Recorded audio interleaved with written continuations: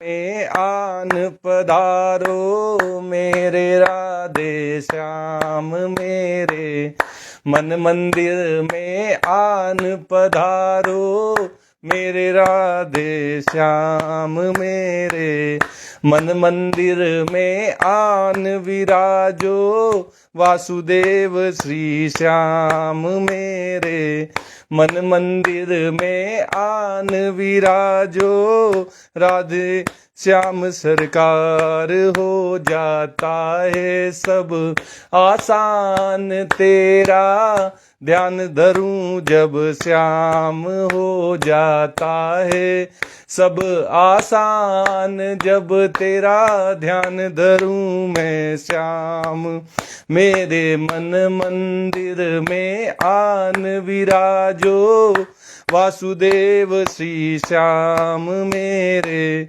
मन मंदिर में आन पधारो मेरे राधे श्याम तेरी छवि मैं खूब निहारूं मोर मुकुट से तुझे संवारूं तेरी छवि मैं खूब निहारूं मोर मुकुट से तुझे संवारूं बाजे जब बंसी की तान नमन करूं तुमको आठों याम मेरे मन मंदिर में आन विराजो वासुदेव श्री श्याम मेरे मन मंदिर में आन पधारो मेरे राधे श्याम ओ नटखट लाला नंद गोपाला ओ नटखट लाला नंद गोपाला बंसी बजाए मुरली वाला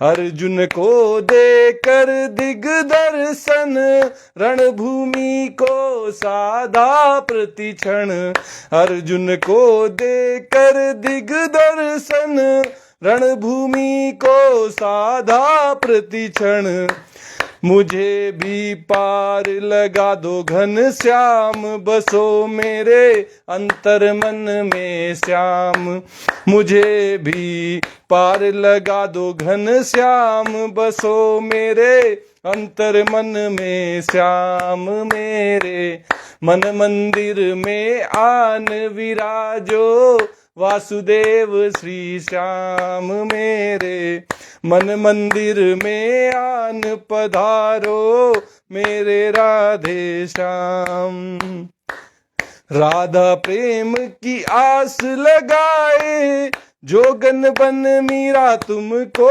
ध्याए राधा प्रेम की आस लगाए जोगन बन मीरा तुमको ध्याए हो प्रभु मैं चाहूं एक वरदान विराजो कंठ में मेरे श्याम प्रभु मैं चाहूं एक वरदान विराजो कंठ में मेरे श्याम करता नित में तुम्हारा ध्यान पधारो नंद गोपाला श्याम करता नित में तुम्हारा ध्यान पधारो नंद गोपाला श्याम मेरे मन मंदिर में आन विराजो वासुदेव श्री श्याम मेरे मन मंदिर में आन पधारो मेरे राधे श्याम। जय श्री कृष्णा। आज की श्रीमद् भागवत कथा में आप सबका स्वागत है। पिछले दिन जब हम श्रीमद् भागवत के प्रथम स्कंद के 10वें अध्याय की कथा कह रहे थे तो सूत जी महाराज सौनक आदि ऋषियों को बता रहे थे कि जब भगवान श्री कृष्ण अपने रथ से हस्तिनापुर से द्वारका की ओर चल दिए तब हस्तिनापुर की जो कुलीन रमणियां थीं जिनका चित्त भगवान श्री कृष्ण में रम गया था आपस में ऐसी बातें कर रही थीं जो सबके कानों को और सबके मन को आकृष्ट कर रही थी। वे सब क्या कह रही थी? सवै किलायम पुरुषः पुरातनो य एक आसीद विशेष आत्मनि अग्रे गुणेभ्यो जगदात्मनीश्वरो निमीलितात्मनीसी सुप्त शक्तिषु। वे आपस में कह रही थी कि सखियों, ये वे ही सनातन परम पुरुष हैं जो प्रलय के समय भी अपने अद्वितीय निर्विशेष स्वरूप में स्थित रहते हैं। प्रलय का भी इनके ऊपर कोई असर नहीं आता, जैसे के तैसे बने रहते हैं। सब कुछ इन पे ही लीन हो जाता है, लेकिन ये वैसे ही बने रहते हैं। इनमें कोई कमी नहीं आती, कोई इनका कुछ नहीं बिगड़ता। उस समय सृष्टि के मूल ये तीनों गुण भी नहीं रहते। जब प्रलय का समय आता है तो प्रकृति परमात्मा में लीन हो जाती है, प्रकृति के गुणों सहित लीन हो जाती है। ये सतोगुण, रजोगुण और तमोगुण, इनका कोई अस्तित्व नहीं रह जाता। जगदात्मा ईश्वर में जीव भी लीन हो जाते हैं। जितने भी जीव हैं संसार के, सब परमात्मा में ही लीन हो जाते हैं। यहां तक कि जो जीवों के परम पिता हैं, ब्रह्मा जी हैं, वे भी परमात्मा में ही लीन हो जाते हैं। और महत तत्व आदि समस्त शक्तियां अपने कारण अव्यक्त में सो जाती हैं। सब अव्यक्त में बदल जाता है। पहले सब अव्यक्त होता है। भगवान जब ये एक संकल्प करते हैं कि एको अहम बहुश्याम, तो बहुत भागों में विभक्त हो जाते हैं, नाना प्रकार से अपनी लीलाएं रचते हैं। हर जगह सृष्टि में वे ही अलग अलग रूपों में, अलग अलग समय में हम सबको अपनी लीलाएं करते हुए दिखाई देते हैं। हम सब के रूप में परमात्मा ही हैं। जब प्रलय का समय आता है तो सारी की सारी सृष्टि सारे जीवों सहित, सारे गुणों सहित फिर से परमात्मा में ही लीन हो जाती है। लेकिन ऐसे प्रलय के समय भी परमात्मा में कोई परिवर्तन नहीं आता, उनका कुछ नहीं बिगड़ता, जैसे कि तैसे परमात्मा बने रहते हैं। स एव भूयो निज वीर्य चोदिताम स्वजीव मायाम प्रकृतिम शिशक्षितिम अनाम रूपात्मनि रूप नामनी विदित समानो नुससार शास्त्रकृत। उन्होंने ही फिर अपने नाम रूप रहित स्वरूप में नाम रूप के निर्माण की इच्छा की। परमात्मा ही इच्छा करते हैं, तब दोबारा ये सृष्टि उत्पन्न होती है। सारा जगत फिर से अव्यक्त से व्यक्त अवस्था में आ जाता है, जो कि उनके अंशभूत जीवों को मोहित कर लेती है और सृष्टि की रचना में प्रवृत्त रहती है। अनुसरण किया और व्यवहार के लिए वेदाति शास्त्रों की रचना की। वेदों की रचना करने का भी कार्य भगवान ही करते हैं, ताकि समाज को एक दिशा दे सके। बिना शास्त्रों का, बिना वेदों का कैसा समाज होगा? उसके पास कोई रणनीति नहीं होगी, कोई जीवन जीने की शैली नहीं होगी, उनके पास आगे बढ़ने का कोई तरीका ही नहीं होगा। ऐसे में भगवान के द्वारा ही वेद आदि शास्त्रों की रचना की जाती है, ताकि एक सही ढंग से मनुष्य अपने जीवन के लक्ष्य परमपिता परमेश्वर तक पहुंच सके। सवा अयम यत पदमत्र सूरयो जितेन्द्रिया निर्जित मातरिश्वनः पश्यन्ति भक्त्युक्त कल्लितामलात्मना नन्वेष सत्वं परिमाष्टुर्मर्हति। सूत जी महाराज कहते हैं कि इस जगत में जिसके स्वरूप का साक्षात्कार जितेंद्रिय योगी अपने प्राणों को वश में करके भक्ति से प्रफुल्लित निर्मल हृदय में किया करते हैं, भगवान का वह जो स्वरूप है वो सामान्य आंखों से दिखाई नहीं देता। सामान्य मनुष्य जो संसार में ही रचे बसे रहते हैं, उनको भगवान के उस स्वरूप के दर्शन नहीं होते, क्योंकि उनमें चाहत ही नहीं होती भगवान के दर्शन की। उनको तो भगवान से भी कुछ पाना होता है। वे भगवान से भी पुत्र मिल जाए, धन मिल जाए, वैभव मिल जाए, नौकरी लग जाए, यही सब मांगते रहते हैं। कभी भगवान से ये नहीं मांगते कि मुझे आपके दर्शन हो जाएं। इसलिए सामान्य मनुष्यों को भगवान के दर्शन नहीं होते।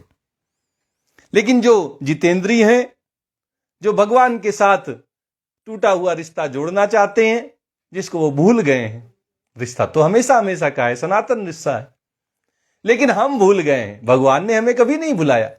तो जो उस संबंध को पुनर्स्थापित करना चाहते हैं, भगवान के साथ जुड़ना चाहते हैं, ऐसे योगी अपने प्राणों को वश में करके प्राण, अपान, समान, व्यान और उदान, इन पांचों प्राणों को अपने वश में कर लेते हैं और तब भगवान की भक्ति में इतने मग्न हो जाते हैं कि उनका निर्मल हृदय उनको भगवान के दर्शन करा देता है। परमात्मा के दर्शन उनको निर्मल हृदय में ही होते हैं। हम सबको नहीं होते, क्योंकि हमारा तो मलिन मन है। सुंदरकांड में भगवान कहते हैं, निर्मल मन जन सो मोहि पावा, मोहि कपट छल छिद्र न भावा। निर्मल मन पहली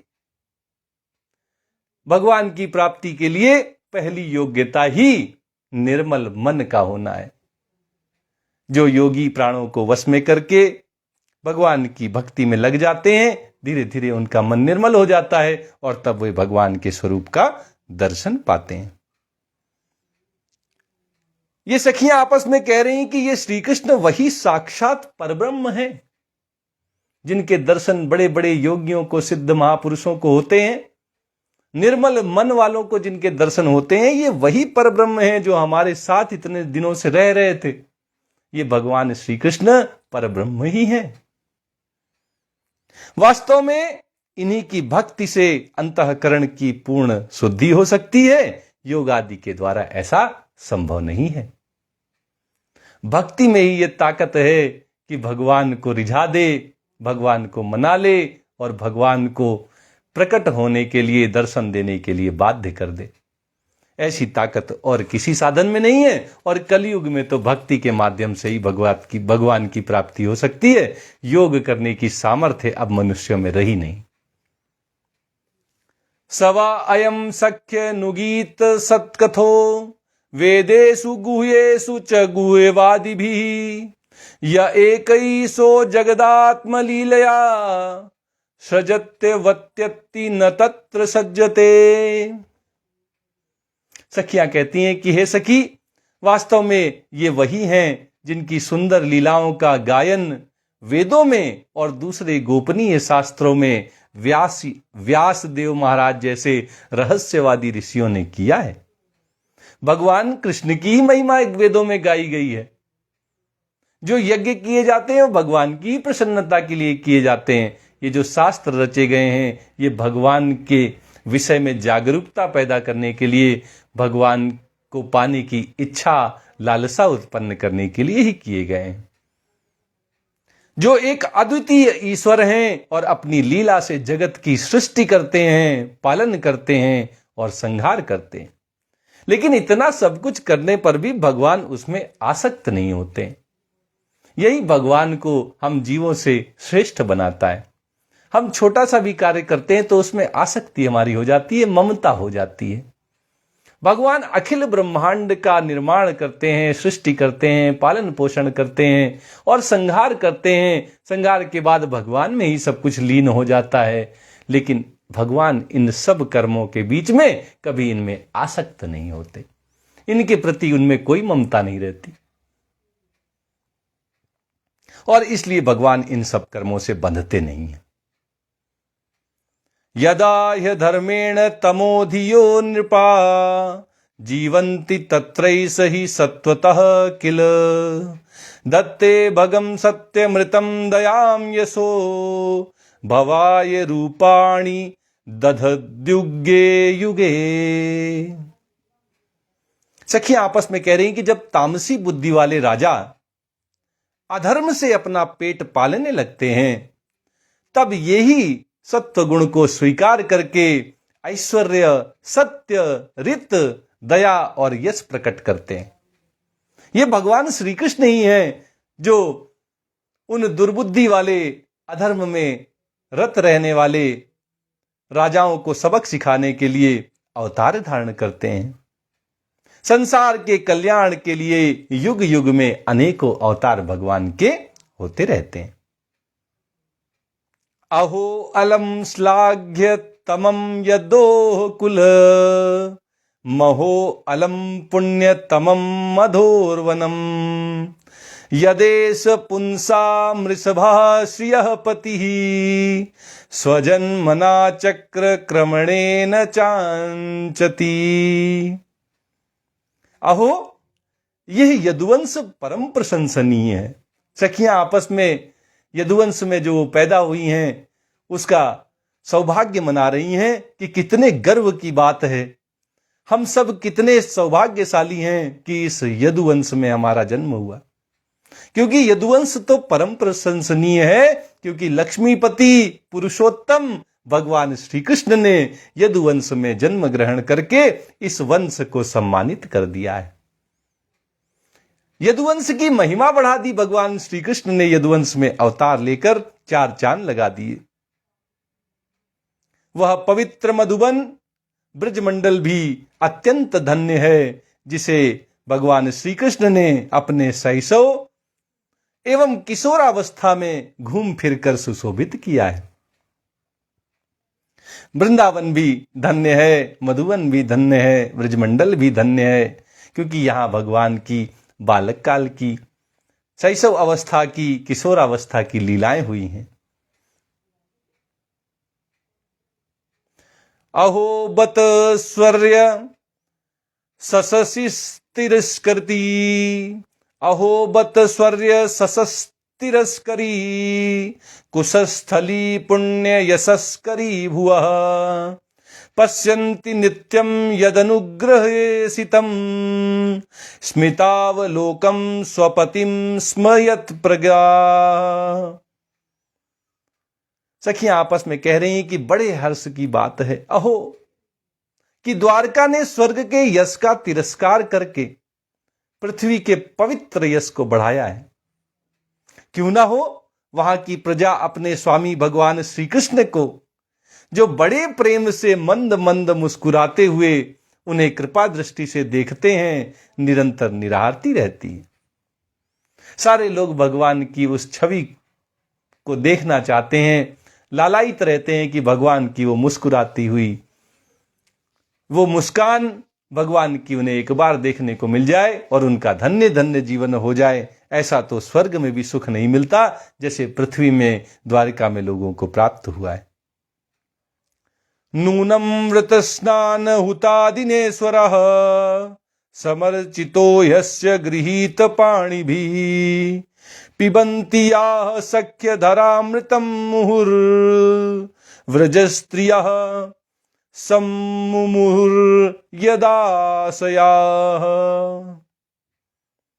सभी सखियां आपस में कहती हैं कि हे सखी, जिनका इन्होंने पाणी ग्रहण किया है उन स्त्रियों ने अवश्य ही व्रत स्नान हवन आदि के द्वारा इन परमात्मा की आराधना की होगी, तभी तो उनका ऐसा सौभाग्य कि उनको पति के रूप में परमेश्वर मिल गए।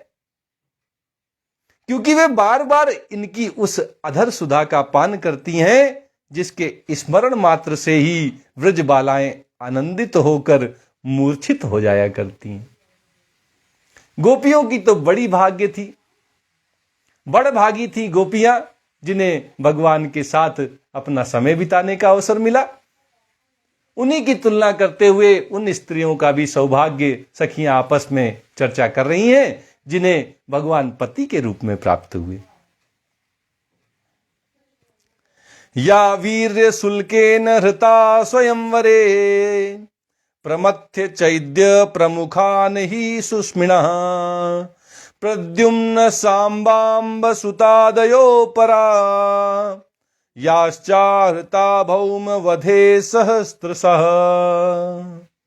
सखियां आपस में बात कर रही हैं कि ये स्वयंवर में शिशुपाल आदि मतवाले राजाओं का मान मर्दन करके, जिनको अपने बाहुबल से हर लाए थे और जिनके पुत्र प्रद्युम्न सांब आंब आदि हैं, वे रुक्मणी आदि 8 पटरानियां और भौमासुर को मारकर लाई हुई जो इनकी हजारों अन्य पत्नियां हैं, 16,100 पत्नियां, वे वास्तव में धन्य हैं, क्योंकि इन सभी ने स्वतंत्रता और पवित्रता से रहित स्त्री जीवन को पवित्र और उज्जवल बना दिया है।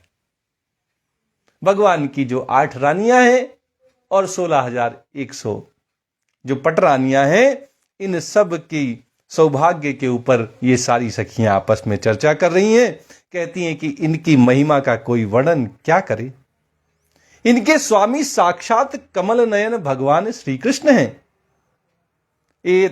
एताह परम स्त्रीत्वमपास्त पेशलम निरस्त शौचम बत सुद साधु कुर्वते यासाम ग्रहात पुष्कर लोचन पतिर न जात्व पैत्याहृतिभिर्हृदि स्पृशन। कहते हैं कि ये तो बड़ी सौभाग्यशालिनी है, इनकी महिमा का कोई क्या वर्णन करेगा। इनके स्वामी साक्षात कमल नयन भगवान श्री कृष्ण हैं, जो नाना प्रकार की प्रिय चेष्टाओं और पारिजात आदि प्रिय वस्तुओं की भेंट से इनके हृदय में प्रेम और आनंद की अभिवृद्धि करते हुए कभी एक क्षण के लिए भी इन्हें छोड़कर दूसरी जगह नहीं जाते।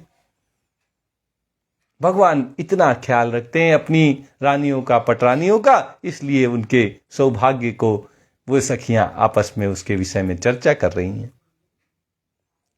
एवं विधा गदन्ति नाम सगिरः पुरयुजोषिताम एवं विधा गदन्ति नाम सगिरः पुरयोषिताम निरीक्षणेनाभिनंदन सस्मितेन ययौ हरिः। हस्तिनापुर की स्त्रियां इस प्रकार बातचीत कर ही रही थीं कि भगवान श्री कृष्ण मंद मुस्कान और प्रेम पूर्ण चितवन से उनका अभिनंदन करते हुए वहां से विदा हो गए। भगवान हस्तिनापुर छोड़कर द्वारका की ओर चल पड़े। अजात शत्रु प्रतनाम गोपीथाय मधुदुषः परेभ्यः संस्कितः स्नेहात् प्रायुक्त चतुरिंगिणीम। अजात शत्रु युधिष्ठिर ने भगवान श्री कृष्ण की रक्षा के लिए हाथी, घोड़े, रथ और पैदल सेना उनके साथ कर दी। उन्हें स्नेहवश ये शंका आई थी कि कहीं रास्ते में शत्रु इन पर आक्रमण न कर दें। युधिष्ठिर तो भगवान से इतना प्रेम करते हैं, वे भूल गए कि ये तो अखिल ब्रह्मांड के स्वामी हैं। भय भी इनसे डरता है, डर को भी भगवान से डर लगता है। ये सब बातें युधिष्ठिर भूल गए। उनके मन में तो बस एक ही इच्छा है कि भगवान को किसी तरह का कष्ट ना आए, और यही तो भक्तों की खासियत होती है। वे भूल जाते हैं कि भगवान की अपनी क्या महिमा है, उनकी क्या शक्ति है, क्या सामर्थ्य है। वे बस भगवान की सेवा करना चाहते हैं। भगवान की प्रसन्नता ही उनके लिए सर्वोपरि होती है। युधिष्ठिर ने भगवान की रक्षा के लिए हाथी भेज दिए, घोड़े भेज दिए, रथ भेज दिए, पैदल सेना भी लगा दी। भगवान के साथ सबको भेज दिया। इतना स्नेह है भगवान के साथ उनका कि उनको डर लग रहा है कि कहीं ऐसा ना हो कि रास्ते में कोई शत्रु इन पर हमला कर दे, आक्रमण कर दे। इसलिए उन्होंने पूरी सेना लगा दी है भगवान श्री कृष्ण की सुरक्षा के लिए। अथ दूरागतान सौरी कौरवान विरहातुरान अथ दूरागतान सौरी कौरवान विरहातुरान सन्निवर्ते दृढ़ं स्निग्धान प्रायात् स्वनगरीं प्रियैः। सुदृढ़ प्रेम के कारण कुरुवंशी पांडव भगवान के साथ बहुत दूर तक चले गए। चलो छोड़ के आते हैं आपको, ऐसा कहते हुए पांडव बड़े दूर तक भगवान के साथ निकल गए। वे लोग उस समय भावी विरह से व्याकुल हो रहे थे। भगवान श्री कृष्ण ने उन्हें बहुत आग्रह करके विदा किया और सात्विकी, उद्धव आदि प्रेमी मित्रों के साथ भगवान द्वारका की यात्रा में निकल गए। कुरुजांगल पांचालान सूरसेनान सयामुनान ब्रह्मावर्तम कुरुक्षेत्रम मत्स्यान सारस्वतानथ। सूत जी महाराज कहते हैं कि सौनक जी वे कुरुजांगल, पांचाल, सूरसेन, यमुना के तटवर्ती प्रदेश ब्रह्मावर्त, कुरुक्षेत्र, मत्स्य, सारस्वत और मरुधन्व, इन सभी देशों को पार करके 100 वीर और आभीर देश के पश्चिम आनर्त देश में पहुंच गए। उस समय अधिक चलने के कारण भगवान के रथ के घोड़े कुछ थक से गए थे। मरुधन्व मतिक्रम्य सौवीराभीरयो परान आनर्तान भार्गवोपागात शांत वाहो मनाग विभू। तो जब भगवान इन सब प्रदेशों को पार करते हुए आगे बढ़ रहे थे तो भगवान ने देखा कि उनके रथ के घोड़े थक गए हैं। तत्र तत्र तत्रत्यई हरिहि प्रत्युद्यतार्हणः सायं भेजे दिशं पश्चाद गविष्ठो गाम गतस्तदा। मार्ग मार्ग में स्थान स्थान पर लोग उपहार आदि के द्वारा भगवान का सम्मान करते थे। सायंकाल होने पर वे रथ पर से भूमि पर उतर आते थे और जलाशय पर जाकर संध्या वंदन करते थे। ये उनकी नित्यचर्या थी। भगवान श्री कृष्ण भी संध्या वंदन करते थे। इस बात को हम सबको बड़ी गंभीरता से लेना चाहिए। हम सब तो संध्या वंदन को भूल गए। सायंकाल में भी भगवान को याद करें, भगवान की आरती उतारें, भगवान को प्रसन्न करें। हम सबको भगवान की भक्ति केवल सुबह सुबह नहीं करनी चाहिए, शाम को भी करनी चाहिए। जब हम अपने कार्यों से स्वतंत्र हो जाएं, अपने कार्यों को पूरा कर लें, रात हो दिन हो, जब हमें समय मिले तब हमें भगवान का सुमिरन करना चाहिए, भगवान की भक्ति करनी चाहिए, भगवान को प्रसन्न करने का प्रयास करना चाहिए और धन्यवाद देना चाहिए कि आपकी कृपा से सब हमारा बढ़िया चल रहा है। प्रभु ऐसे ही कृपा हम सब पर बनाए रखिएगा। और हमारा तो सनातन संस्कृति ऐसे ही रही है। हम तो हमेशा प्रार्थना करते हैं सर्वे भवन्तु सुखिनः, सभी सुखी हों। जब सभी सुखी होंगे तो हम भी तो सुखी हो जाएंगे। अगर हम कहें नहीं हम सुखी हो तो हो सकता है किसी को कष्ट भी हो जाए, कोई दुखी हो जाए। लेकिन जब हम कहेंगे सर्वे भवन्तु सुखिनः, सर्वे सन्तु निरामया, सर्वे भद्राणि पश्यन्तु मां कश्चित् दुख भाग भवेत्, तो इसमें सबका कल्याण छुपा हुआ है और जिसमें सबका कल्याण है उसी में हमारा कल्याण है। इस तरह इस 10वें अध्याय का समापन होता है। इति श्रीमद् भागवते महापुराणे पारमहंस्याम संहितायाम प्रथम स्कंधे नैमिषीयोपाख्याने श्री कृष्ण द्वारका गमनम नाम 10वां अध्याय। आज की कथा यहीं तक कही जाएगी। आइए भगवान की श्रीमद् भागवत जी की आरती करते हैं, भगवान को प्रसन्न करते हैं और आज की कथा को यहीं पर विराम देते हैं।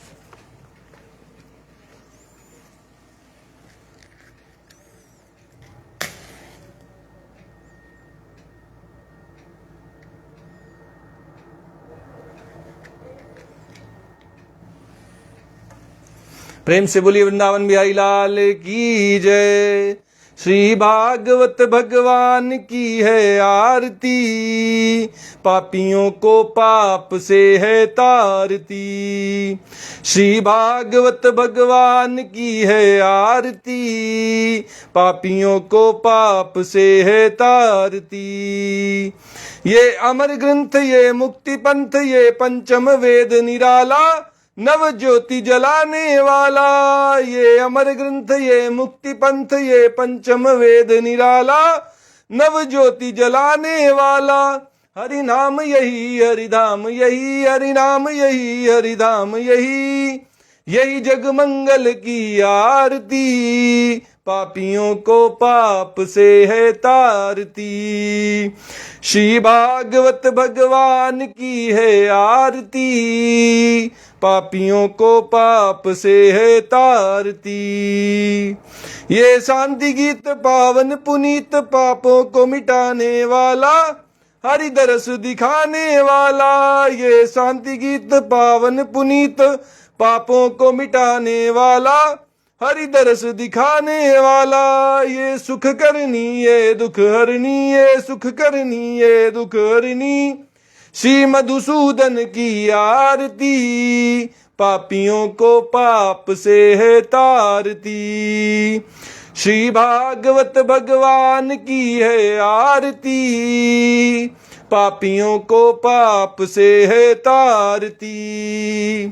ये मधुर बोल जग फंद खोल, सन्मार्ग दिखाने वाला, बिगड़ी को बनाने वाला। ये मधुर बोल जग फंद खोल, सन्मार्ग दिखाने वाला, बिगड़ी को बनाने वाला। श्री राम यही घन श्याम यही, श्री राम यही घन श्याम यही, यही प्रभु की महिमा की आरती। पापियों को पाप से है तारती। श्री भागवत भगवान की है आरती, पापियों को पाप से है तारती। श्री भागवत भगवान की है आरती, पापियों को पाप से है तारती। प्रेम से बोलिए वृंदावन बिहारी लाल की जय, राधा रमण सरकार की जय, राधा वल्लभ लाल की जय। जय श्री कृष्णा, जय श्री कृष्णा, जय जय श्री राधा कृष्णा।